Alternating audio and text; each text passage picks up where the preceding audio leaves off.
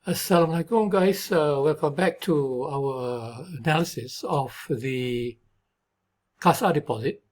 Earlier I was giving you some information about the contract of the Casa deposit that is based on Kardu, and the Central Bank of Malaysia have issued a guideline on Kardu deposit or Kardu product. And the idea is to ensure that the Kardu deposit product does not offer any kind of benefits to the lending party, and that these are the depositors. The other dimension of the Casa deposit is the risk management aspect, and that is related to how much earning that the bank can generate if they were able to acquire a large amount of Casa deposit. So we know that Casa deposits are the cheapest deposit available to the bank because, for example, Casa deposit does not offer any return, especially the current account does not offer any return, because these are transactional account or deposit where the depositor as the lending party have the right to withdraw their money on call, either through the ATM machine or through internet withdrawals, and we can see that as such, the current account, given that it has no time element, it is not a term deposit like the FD. The FD, we got 1 month, 3 months, 6 months, 12 months, and for each of this maturity, the FD Tauruk deposit secure some kind of return to the lending party, to the depositor. But for Casa, as it is based on Kardu, no such benefit will be available to the Casa depositor. The saving account depositor based on Kardu, may also be getting some return, but then the return will also be in the form of hibah that will be announced at maturity only, not upon entering the contract.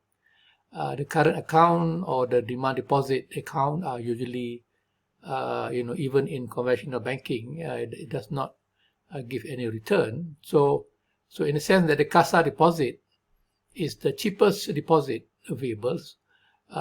In general, let's say Casa current account does not give any return. Saving account maybe 1% return based on the hibah system. The FD deposit may give around 2 to 3%.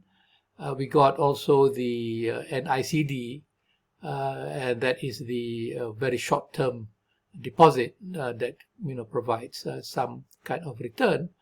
But overall, compared to the other source of deposit or source of financing, for example, the interbank money market. So if the bank acquire funds from the interbank money market, that will cost the bank a higher amount of payment, because the interbank money market is charging the OPR price, the overnight policy rate price, and that is 3.75% today in Malaysia. So Casa deposit, in general, gave 0%. FD gave around 2 to 3%. So these are cheaper deposit compared with the interbank money market funds that the bank may have to borrow if they were not able to acquire enough Casa deposit, that they would have to depend on these interbank money market funds to make loan, and that will of course cost them a lot more, because they have to pay more on this interbank funds compared to the Casa fund, where the cost is minimum. So logically, it is important that the bank should be acquiring as much Casa deposit as they can, to minimize them from depending too much on the interbank money market funds or even the FD.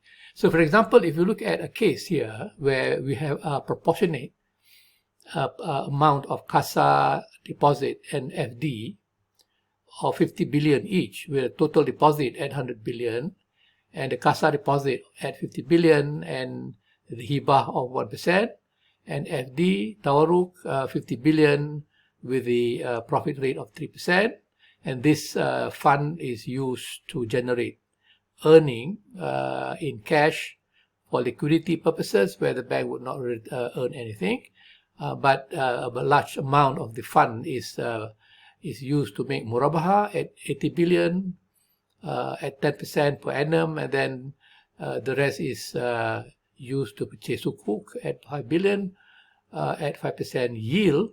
And we can calculate the earning, meaning the revenues generated from the asset and costs subtracted from the revenues. And earlier we have shown you that the earning is 6.75 billion, where 8.75 billion is coming from the asset as revenues, and 2 billion is the cost of fund, the cost of the deposit. So we got 6.75 billion of earning based on the proportionate amount of Casa and FD deposit, right? If you look at a case where we have a low concentration of Casa deposit at 20 billion with hibah of 1%, and then we have the FD deposit at 80 billion with the rate at 3%, and we got the same amount of asset being utilized to generate profit.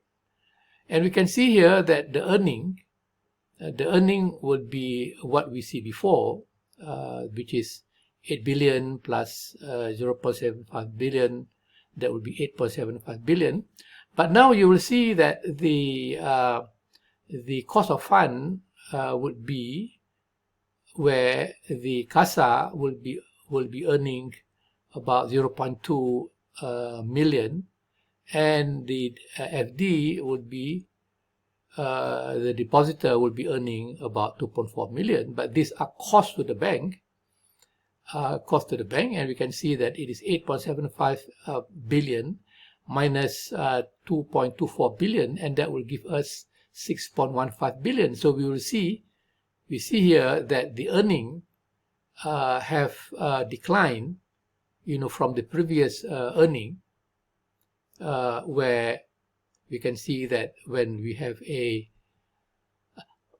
a proportionate amount of Casa and FD, the earning is 6.75 billion.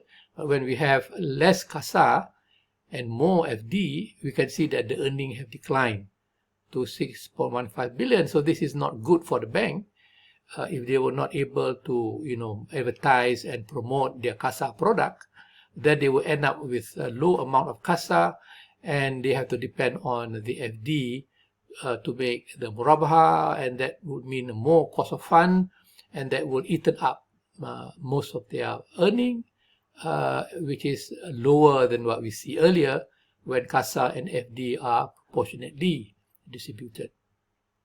However, if the bank is able to, mobilize more Casa through various marketing, or promotional campaign, let's say that the bank is able now to obtain Casa more than the FD. So the Casa now is at 60 billion, still at 1% hibah, and the FD is lower at 40 billion at 3% profit rate. And we can see here that when we calculate the earning, we can see the previous revenues of 8.75 billion, and then we will minus the cost of fund, whereby now the cost of fund will be much lower because the bulk of the Casa fund are now charged only at 1% hibah rate. So this is 60 billion times 1%, that will give us 0.6 billion over here. And then, of course, the FD at 40 billion, charge at 3% profit rate, that will give us 1.2 billion. And we can see that the earning is the difference between 8.75 billion of revenues minus 1.8 billion of cost of deposit, and we can see here that the earning has risen to 6.95 billion dollar. So that increment in the earning is due to the fact that the cost of deposit is lower, because the bulk of the funding is coming from Casa, coming from the cheaper source of deposit. So if the bank can, go ahead to further promote the Casa deposit, so the more the Casa deposit expand, then the lower will be the cost of fund, and the higher earning the bank will enjoy. So this is, one of the analysis that we can do to understand the importance of raising Casa deposit based on Kardu. And if the bank is not able to do so, then the bank will have to depend on the FD as well as the interbank fund in order to make loans, to make murabaha, and to into investment. But then that will cause the murabaha rate to increase, and that would not be good for the bank, because the bank have to be competitive. If they were to offer higher murabaha rate due to the higher cost of fund, so many customers may go to other bank to get the same kind of product offering, and that would not be good for the bank, because they will lose customer, and that will reduce their profit in general. Okay guys, so this is a very important analysis about the concentration of current deposit. Current deposits are cheap deposit that the bank must take opportunity to ensure that they must try to get as much cheap deposit as possible to finance their asset. Otherwise, they will have to pay for the higher deposit from FD and the interbank money market funds. Okay guys, I'll see you again in the next video. Assalamualaikum warahmatullahi wabarakatuh.